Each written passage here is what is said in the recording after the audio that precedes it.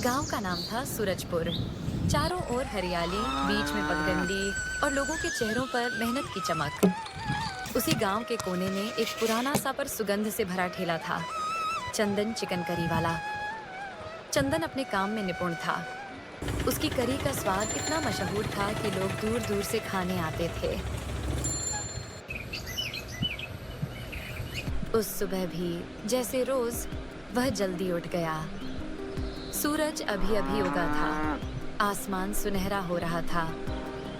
वो अपनी थैली लेकर चिकन की दुकान पहुंचा और बोला, भाई 10 किलो ताज़ा चिकन पैक कर दो, जल्दी देना, ठेला लगाना है। देता हूँ भाई, पर आज से दाम बढ़ गए हैं। कितना बढ़ा दिए रे तूने? बस थोड़ा ही भाई, अब 240 रुपए किलो। चंदन ने गहरी सांस ली। ठीक है, दे दे, और कोई चारा भी तो नहीं। वो चिकन लेकर चला आया, लेकिन दिल में चिंता थी। अगर दाम बढ़ा तो प्लेट भी बढ़ानी पड़ेगी, लोग मानेंगे क्या? दोपहर को जब उसने ठेला लगाया तो उसके पुराने ग्राहक आ पहुंचे। एक प्लेट तीखी चिकन करी लगाओ, बहुत भूख लगी है। अरे भाई, अभी लगाता हूँ, पर सुनो आज से दाम बढ़ गए हैं। क्यों भाई, क्या हुआ दाम बढ़ाने को? चिकन महंगा हो गया है और मेहनत भी ज्यादा करनी पड़ती है। अब 180 रुपए प्लेट पड़ेगा। अरे भाई, इतने में तो हम मटन खा लें। इतनी महंगी चिकन करी हमें नहीं चाहिए। इतना कहकर वे चले गए। शाम तक मुश्किल से 2 प्लेट बिकी। चंदन ठेले के पास बैठा और सोचने लगा, अब क्या करूं? अगर यही हाल रहा तो ठेला बंद करना पड़ेगा। तभी एक अजनबी आया, धोती कुर्ता पहने हुए और चेहरे पर मुस्कान। भैया एक प्लेट मटन करी देना। मटन नहीं है भाई, चिकन करी है, दूं क्या? अच्छा, चलो वही दे दो, बहुत भूख लगी है। वो आदमी खाने लगा। कुछ देर बाद बोला, भाई तुम्हारी करी में तो बड़ा स्वाद है, बस कमी है मटन की।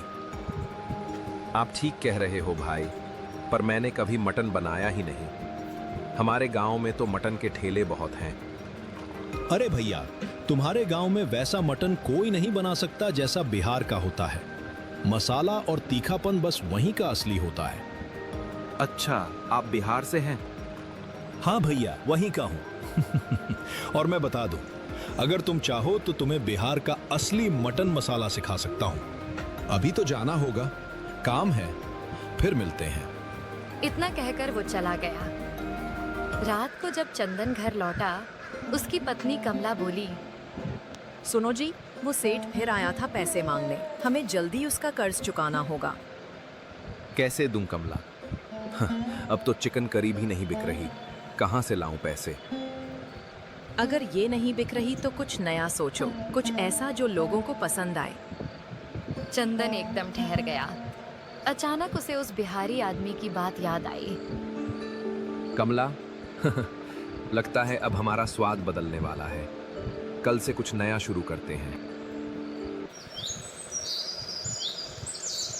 अगली सुबह चंदन ने जल्दी उठकर अपने ठेले को देखा, जैसे वो भी कुछ नया इंतजार कर रहा हो।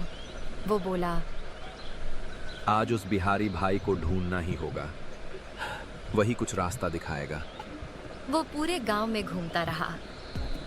चौपाल पर गया, चाय की दुकान पर पूछा, कुएं के पास बूढ़े राम खेलावन से भी पूछा।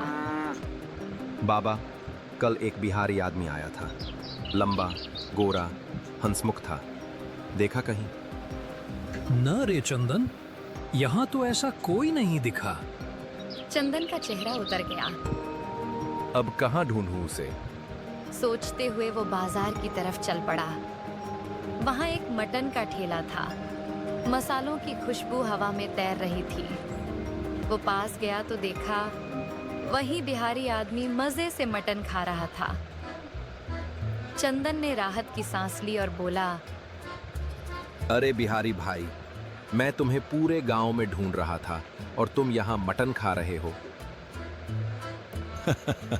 अरे भाई, अब जा ही रहा था तुम्हारे गांव से, सोचा जाते जाते थोड़ा मटन खा लूं। भाई, आपने कहा था ना कि आप मुझे बिहारी मटन बनाना सिखाएंगे, वही सीखना है। उसमें कुछ बड़ा राज नहीं है भैया, जैसे तुम चिकन बनाते हो वैसे ही बनाओ। फर्क बस इतना कि उसमें खड़े मसाले, तेज पत्ता, लौंग, इलायची और प्याज थोड़ा ज्यादा डालना। और हाँ, मटन सरसों के तेल में ही पकाना। तब देखना स्वाद ऐसा कि लोग उंगलियां चाटेंगे। बस इतना ही? बस इतना ही भैया। दिल से बनाओगे तो स्वाद अपने आप आएगा। धन्यवाद भाई।